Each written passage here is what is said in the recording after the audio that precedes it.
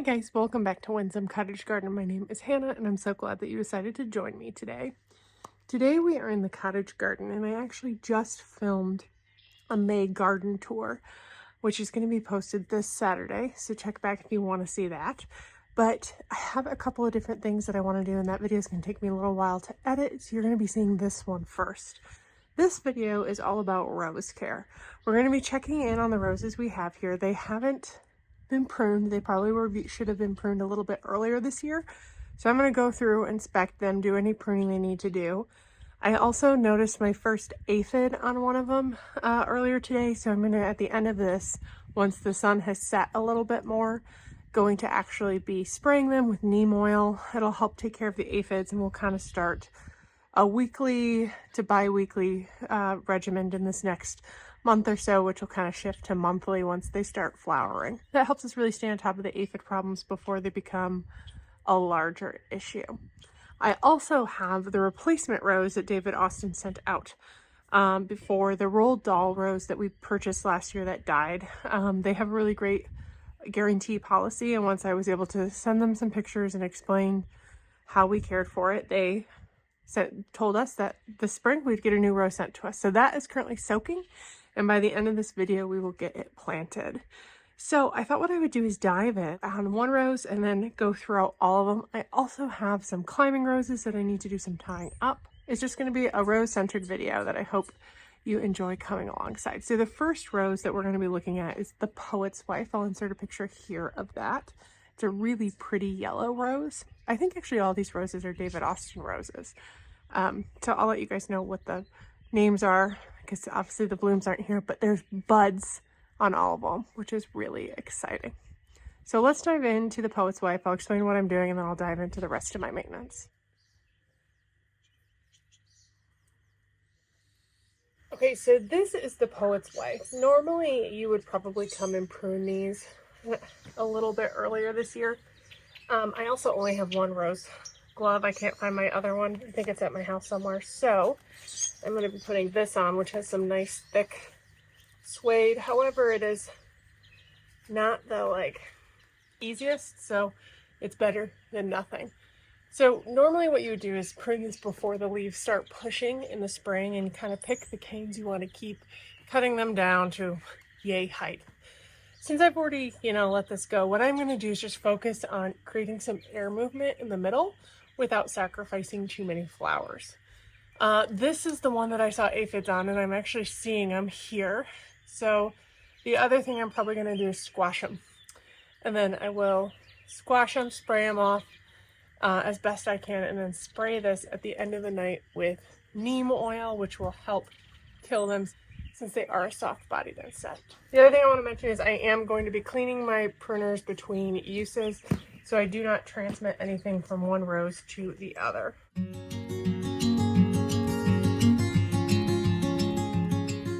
Okay, I'm actually not going to remove a ton. I've only pulled maybe 4 bits off. I took some obvious bits off, and I think what I'll do is wait till after the first flush for this to get a little bit of a harder prune, just because it's got some decent airflow.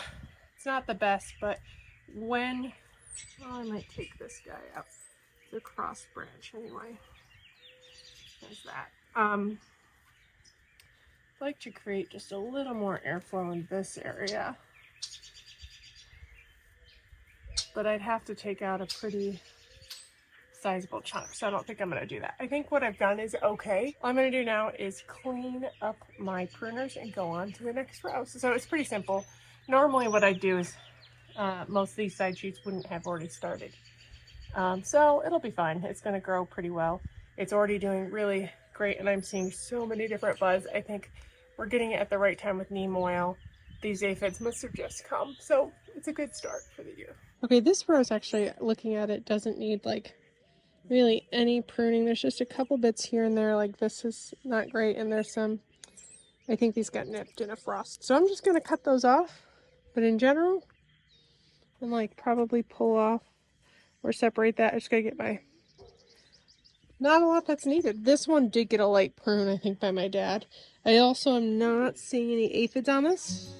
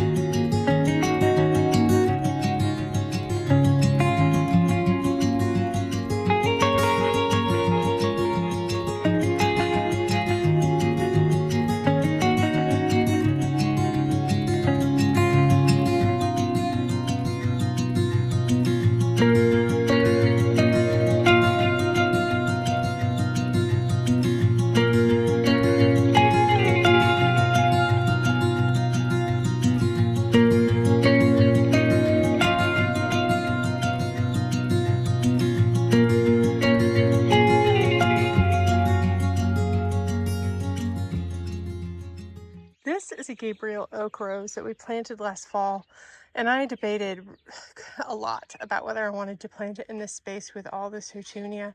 In the end, we needed to get it in the ground, and I decided to sink it. I kind of regret that, especially because we're going to be plasticking this, and I feel like we're going to be fighting Houtunia at this base.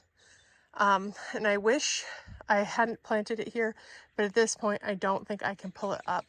Next year, what I might do is pull it up in the early spring before it leaves out, and put it in a pot for a year to see if we can make sure to kill everything in this space, because we would like this little pathway here and over here to be roses eventually.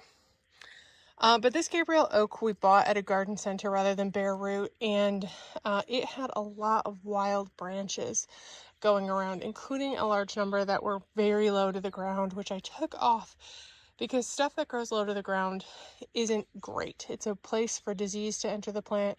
You can see on some of these where the rain has come down. Here's a great example actually over here.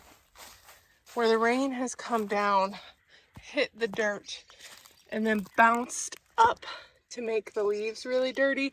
It's just places that disease can enter. So I removed a lot of that. I created some more airflow, kind of brought the shape back down into something resembling a rose. There were also a couple of branches that had some wounds and some, I don't think this dropped all of its leaves. So there were a couple that looked diseased that I just went ahead and removed. So if you saw me removing more, and not all of this was from that rose, but a good chunk of it was, that is why. The other thing I don't think you saw me doing, because I forgot to move the camera, but you did get to see me over here, was I tied up these two Gertrude Jekyll climbing roses. Now, climbing roses are a little bit different than shrub roses, which is Gabriel Oak and most of the others you saw me working on are. Gertrude Jekyll, I don't remember how tall it gets, but I bet it's probably 8 to 10 feet, maybe 10 to 12. So it'll get quite tall, and we have two on either side of this arbor that eventually will cover the arbor. We're really looking forward to that day. The way that climbing roses work is their blooms come off the main canes, which you can see 1, 2, 3 right here. So what you want to do, and I should have started this last year, is actually try and kind of bring the canes and tie them to your structure horizontally, because where the flowers come off these canes are like these side shoots right here. These are all where all the flowers are going to come. So what you do when you have them going this way is you have more of a vertical wall of flowers rather than a spike of flowers. So with the ones that were still malleable enough, I went ahead and did some of that lateral work, which I'll go show you the other side in a moment because that was easier. So you could see up here I did some more lateral work. And then this one I just kind of wove in and out. There are a couple small bits at the base that I haven't done any work with because they're not quite tall enough. So I'm going to let them get a little bit longer and stay on this year to work them in and amongst this to get that wall effect. We're not going to go in front of the arbor until we get up tall because deer could come and eat them, which they will do. But I will eventually bring some over here as well. When I'm tying it back, I use this rubber tie, which is a really nice soft malleable thing. These will eventually harden a little bit more and kind of keep their shape. And I can pull some of the ones that are down low and reuse them up higher. The other thing is right now, because these were all vertical canes and I've now moved them sideways, these guys are going to follow the sun. So slowly over time, they're going to go from this to more upright. And we'll get our beautiful bloom spray on both sides because they get sun from both sides, which is really exciting. So you can kind of see some of the lateral movement on this one. This rose was actually the one that we thought had died, and we're talking to David Austin's help support about it, and they said, give it time, it's going to be fine. And they were definitely right. So a lot of these canes, even though they were planted the same year, there's only one that is as thick as the others. And when they get thicker, they're just not as malleable. So that one, I wasn't really able to bend until here. And you can see already, look at this. This one is already pointing the right direction. This one's not going to be too far after. But this newer cane down here, I was able to kind of twist and turn right from the beginning, and I made sure to kind of tie it off so it continues going where I want. What I'll probably do, because of how they naturally grow, is kind of grow this way and then start curving up, which I'm okay with. I'll just tuck it behind and then, you know, start the curve again. And eventually I'll get a very S-like curve that will hopefully stay and create a lot of beautiful blooms. The other thing I did, and you can see it over here a lot easier, is there were a couple of new canes starting, which I do want, but they were going entirely in the wrong direction. So I cut them back to a point where I saw a bud. There's just an itty bitty one there, and there is one here as well, going in a direction I wanted, because I don't want to encourage growth away from the arbor. I want to encourage it towards it. So I don't want the plant putting any energy into that. I'd rather put energy into what it has, and then using that bud to spur off in the direction I would like. So that is the brief rundown on what I did with these. I also cut one of these. I'm not entirely sure on this process, but I do know now is the time if you wanted to try and propagate roses to do it. Now, a lot of roses are patented, so you cannot sell these. I think for personal use, since we bought these and I am personally propagating it for my own use, it's okay. I think Gertrude Jekylled our own root roses, which is important. And I think I'm going to try and follow a rooting method to see if I can get these to root, because I would love to have one in my house. I had two at my old house. I took all the roses except those two because they were part of an in-ground arbor that it would just be too sad for me to remove them but then leave the arbor. So they would also been there a long time and were very established and beautiful. So I had it on my list to buy, but if I can, I didn't get to it this year, and if I can propagate them, that's even better. So I'm going to go quickly feed my dogs and then come back and plant that bare root rose. And while they're eating, I'm going to Google what I need to do to this thing to propagate it. Editing Hannah here. I'm missing a clip where I thought I transitioned away from this. I do the propagation a little later in the video, but before that night was over, I did start planting the bare root rose, which was a rolled doll bare root rose that, like I said, David Austin replaced. We decided to plant it in the exact same space as the first one we planted last year because we don't believe it was an issue with the location. We think it was the rose itself. As you can see just below where I'm digging, the poet's wife is right there and is doing really well. So this is where we get the bare root rose planted, and I'll come back with some more tips on if you are planting a bare root rose quite soon.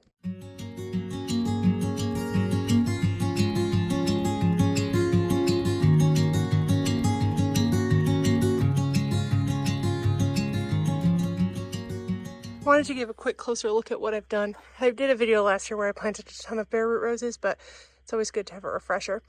With bare root roses, you want to do about a 16-inch wide hole. Mine, I had to make a tiny bit wider because of the way the roots were on this.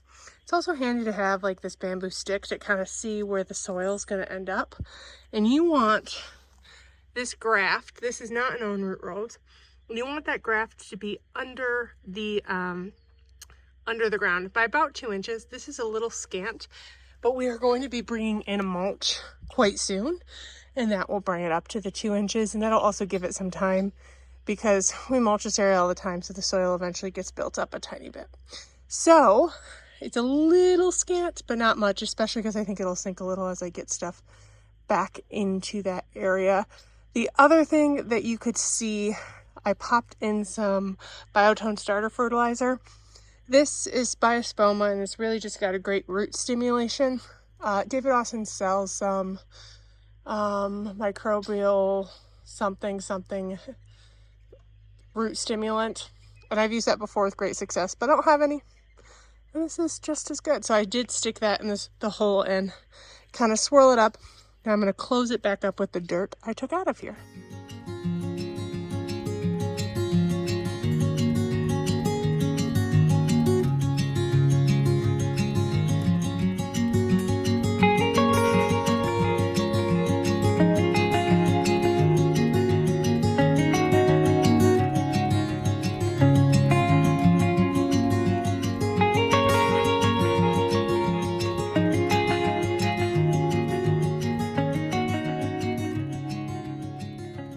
Hi guys, it's actually the next day.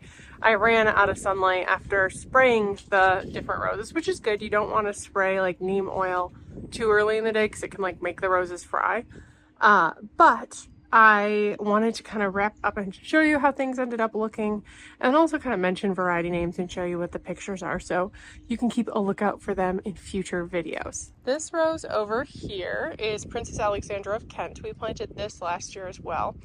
Now this rose we've decided actually doesn't get quite enough sun for this location, but we're not entirely sure where we want to move it yet. Where ideally we would move it is over in the area where the houttuni is being remediated. So for now, for this year and probably next year, we're just going to keep it here, keep it happy, and we will shift it in the future. It is a really pretty light pink color with great fragrance and disease resistance. Shifting around, you might remember that there was a rose here last year. If you followed along our journey then, we did remove that. It had a disease of some sort that we weren't entirely sure what it was. Looking at it, I suspected it was actually witch's foot disease, but I reached out to David Austin, my local garden extension office, who referred me to a third party that dealt with witch's foot because it had that disease is pretty bad. It gets spread by pollinators. You have to destroy the plant. But it hadn't been in our area, so I was really concerned. It was a very strange, whatever it was. David Austin told me they didn't think it was. The extension told me they weren't sure, and they referred me to this specialty group that basically they only responded if they thought it was witch's foot disease, and they didn't respond. In an abundance of caution, and because it wasn't healthy anyway, we destroyed that plant. So that is out. Hopefully nothing weird happens to the other roses. We talked about the poet's wife and I shared a picture earlier. I'll pop it back on the screen. This is one we didn't do a ton of pruning on, but it's got a really lovely shape that I'm excited to see, and it is really close to where we just planted the Roald Dahl that you saw me plant last night. Now, long term, we actually probably are going to shift this one like a foot that way, so there's just a little bit more space amongst both of these when they get to their 3 to 4 foot height.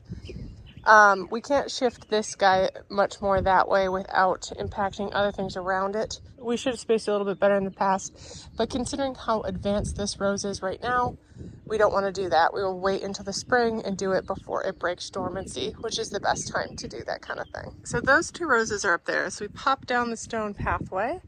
We have the Gabriel Oak Rose. It's a really pretty pink as well. A little bit, it's not quite as light a pink as the Princess of Kent, but it's also known for fragrance. And this is one we were able to smell before we bought, which is exciting. It's right next to more pink roses. These are the Gertrude Jekyll climbing roses. These are my favorite roses that I've grown thus far in my life. So when we were trying to pick out what to have here, my mom immediately was like, I want Gertrude climbing roses, because she also loved the ones at my old house. And they are beautiful, bright pink, not too dissimilar from the Princess Alexandra of Kent, but also that really full cupped rose that David Austin is known for. And it's going to be just a picture once it goes over this arch in time. I'm thrilled and excited to see how it continues on.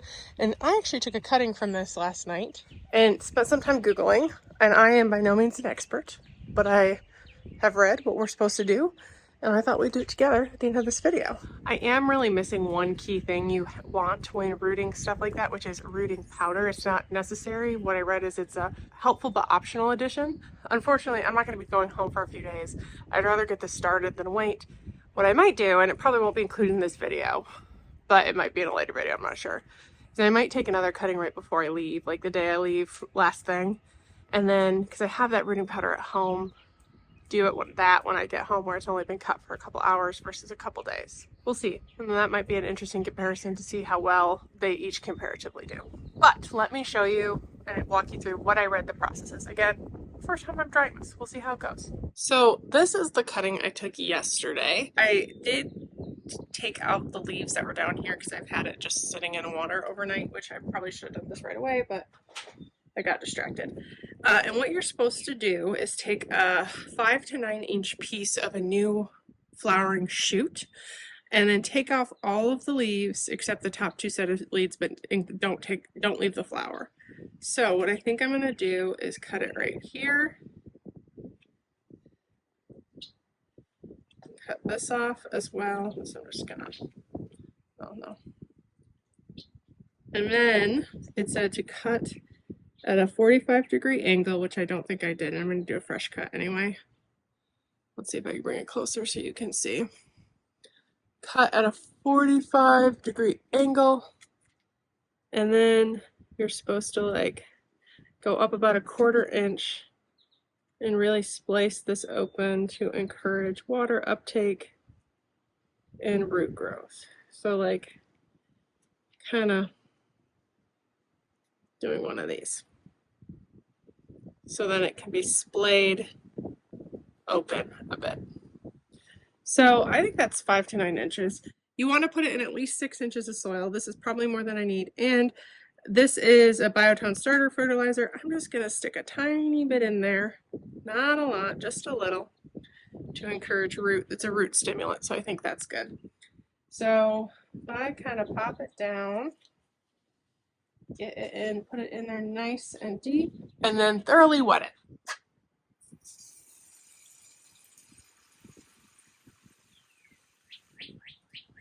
I wish I counted better.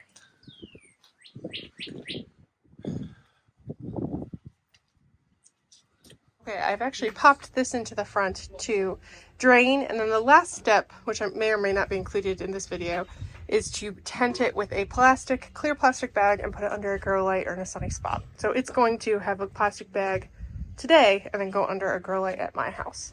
And we'll just kind of see how it goes. That's really it for this rose video. I hope it was interesting. I'm gonna go dive into some mulching, always thrilling, and we will catch you guys next time. If you enjoyed this video, please make sure to hit the thumbs up button and subscribe. I really appreciate you joining me, and I can't wait to see you next time. Bye-bye.